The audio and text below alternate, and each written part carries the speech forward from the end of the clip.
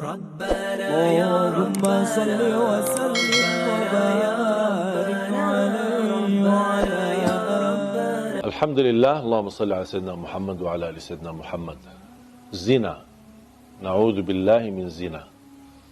Zina ini termasuk dosa besar. Zina ini bergaulan seorang lelaki dengan wanita yang bukan muhrimnya.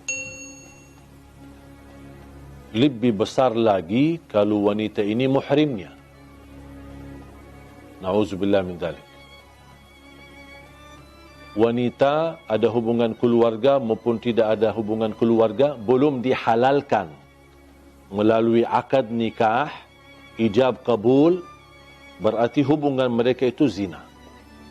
Allah Subhanahu wa taala ketika di dalam Al-Quran melarang zina ini, Allah tidak berfirman jangan berzina, tetapi Allah berfirman wala taqrabuz zina, jangan mendekati zina.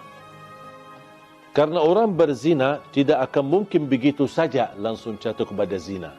Pasti ada proses awal yang membuat hati kita cenderung kepada zina.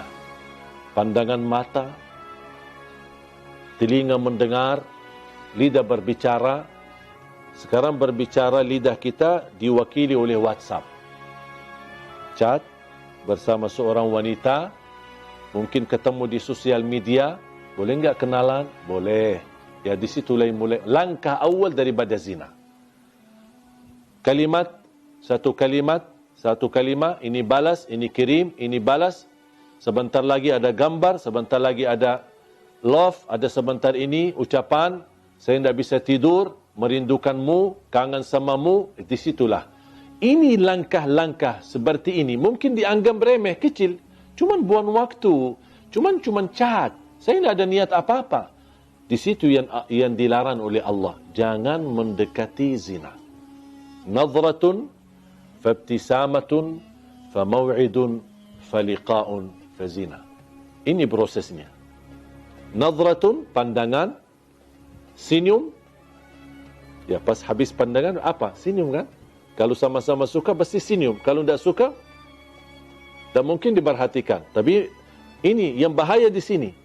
Wal ainu tazni wa zinaha an-nadhar, sebagaimana bersabda Rasulullah, pandangan mata berzina. Mata berzina dan zinanya mata adalah mempandangi sesuatu yang haram. Nadratun fabtisamatun. Langkah awal melihat. Pandangannya menarik. Tertarik, bahkan ada yang sampai melihat terus ikutin. Aduh, cantiknya luar biasa. Di situ sudah mulai bahaya. Habis nadratun, muncul langkah yang kedua. Kalau sudah suka gara-gara pandangan, pasti akan senyum. Pasti akan senyum. Fabtisamatun. Habis senyum, mulai berbicara. Ya. Boleh enggak kenalan? Ini nomor saya. Nama saya. Nama kamu?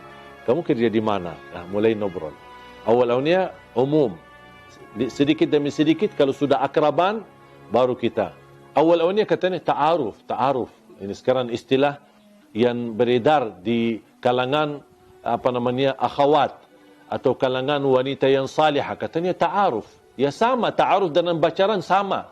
Habis sudah setelah senyum dan berbicara panjang lebar, mulai ada janji. Boleh enggak kita makan di luar? Mulai ada janji. Ayo kita jalan-jalan ke pantai malam minggu, kita ke mall, kemana, ada janji. Habis janji, faliqa, pertemuan. Kalau sudah bertemuan, pasti akan na'udzubillah. Kalau bukan dilindungi oleh Allah, sudah lemah hawa nafsu, lemah iman, syahwatnya sudah tinggi, dan proses langkah-langkah yang begitu banyak, ujung-ujungnya habis bertemuan, pasti diajak untuk bersama-sama malam hari atau tiduran bareng. Disitulah awal-awalnya dipermudahkan, dianggap remeh, dianggap enteng, biasa aja, tapi ujung-ujungnya jatuh kepada zina. Ketika sudah terlanjur berzina, baru mereka dua-duanya sadar. Dan mereka tidak mau tanggung jawab dan saling meninggalkan. Apalagi kalau terjadi kehamilan. Langsung mereka melarikan diri dan tidak ada yang mau tanggung jawab. Hei wanita, jagalah kehormatanmu, karena kemuliaanmu di sisi Allah tergantung menjaga kehormatan. Wahai laki-laki, bertakwalah kepada Allah Subhanahu wa taala. Jangan mempengaruhi wanita untuk jatuh cinta, tapi Anda tidak serius terhadap cintaan itu untuk dijaganya dan untuk dipelihara dan untuk dijadikan mendapatkan ridha Allah Subhanahu wa taala. Mudah-mudahan kita semua dilindungi oleh Allah dari perbuatan zina, dari langkah-langkah awalnya sampai ke ujungnya jatuh kepada zina. Semoga kita dijegah diri kita dari perbuatan dosa besar zina. Semua orang dapat diampuni oleh Allah dosanya. Apapun dosa kita. Dosa zina, dosa riba, dosa sihir, sering bolak-balik ke tukang dukun, semua apapun perilaku kita. Dan syarat taubat. Kalau taubat, pasti diampuni Allah Subhanahu wa taala. Tapi ada satu orang yang tidak akan diampuni oleh Allah Subhanahu wa taala.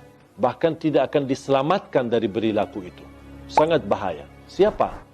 Yang terang-terangan menceritakan berzinahan atau kebanggaan terhadap kemaksiatannya kepada Allah Subhanahu wa taala. Sekarang na'udzubillah, semestinya kalau kita sebagai manusia jatuh dalam perbuatan maksiat, apapun maksiat itu, seharusnya kita berusaha menyembunyikan, rahasiakan. Pertama, karena malu sama Allah. Yang kedua, juga malu sama manusia. Kalau tahu orang kita adalah perbuatan dosa-dosa terus setiap malam atau setiap hari.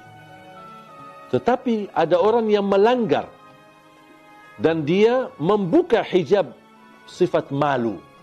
Dan tidak ada rasa malu sama sekali. Tidak ada rasa malu sama Allah dan tidak ada rasa malu sama manusia. Dan dia terang-terangan menunjukkan kebanggaannya terhadap perilaku dosa dan maksiatnya. Apalagi kalau perilaku itu tergantung dengan orang lain. Misal dia laki-laki, dia sudah berhasil mempengaruhi seorang wanita sambil berzina.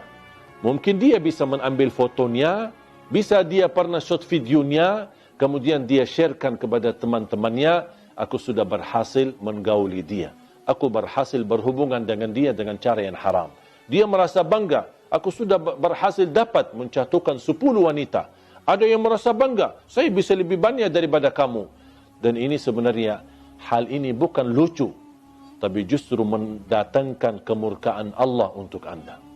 Bisa menghadirkan azab yang tidak dapat di sisi Allah ampunan dosa itu. Rasulullah SAW bersabda, Kullu ibnu Adam mu'afa illa al-mujahirun. Semua orang-orang diselamatkan oleh Allah.